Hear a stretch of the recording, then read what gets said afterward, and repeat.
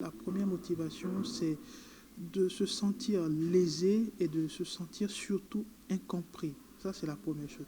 La deuxième chose, c'est que ces États se sont sentis infantilisés. Alors, quand j'évoque État, ça reste à polémique parce que nous parlons de régimes d'exception, nous parlons de régimes qui sont venus grâce à des coups de force, grâce à des coups d'État, mais d'une certaine façon, ces autorités militaires ont la légitimité de diriger ces différents États. Donc on doit comprendre que d'une certaine façon, la souveraineté à l'intérieur n'est pas discutable de l'extérieur, ce que visiblement la CEDEAO n'a pas assimilé et n'a surtout pas compris, surtout par rapport au cas du Niger qui reste problématique.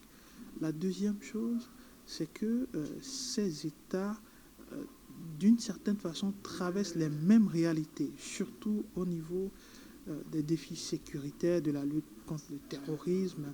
Vous allez comprendre que la CEDEAO, dans son outil, dans son arsenal, déjà depuis sa formation, n'a pas forcément pour priorité la préservation sécuritaire, n'a pas forcément pour objectif la lutte contre le danger du terrorisme, qui n'est d'ailleurs qu'apparu que dans les années 2000.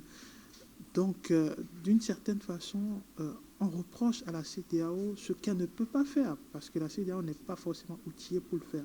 Certes, il y a eu plusieurs initiatives, dont l'initiative d'Accra, pour relever le défi sécuritaire, mais force est de constater que ces pays du Sahel qui sont gangrénés par le fléau du terrorisme, malheureusement, n'ont pas d'autre force qu'elles-mêmes pour s'en sortir.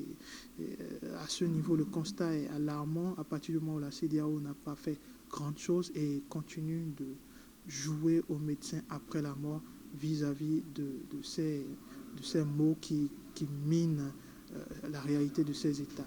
Et je finirai là-dessus en disant l'autre raison, c'est, j'avais évoqué l'infantilisation de la CEDEAO vis-à-vis de ces États, c'est-à-dire la CEDEAO n'a pas mesuré les enjeux des sanctions. Vous savez, c'est comme dans le quotidien, quand vous sanctionnez un enfant, euh, quand vous punissez un enfant, il ne faut pas que ça dure trop longtemps. À un moment, il faut mettre le frein et repartir de zéro.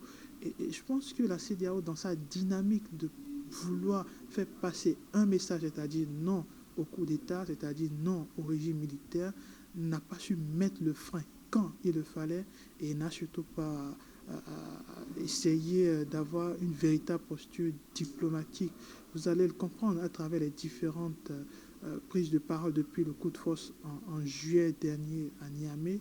Les différentes prises de position à la fois du Bénin, à la fois du Nigeria, ont été des prises de position très fortes à l'encontre du chef de cette junte, le général Tiani.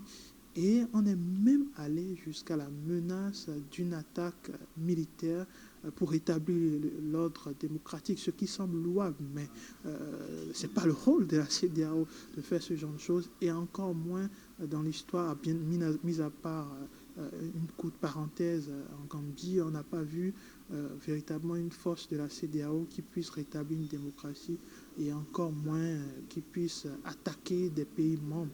Je pense que ça a fragilisé le tissu de confiance qu'il y avait entre ces États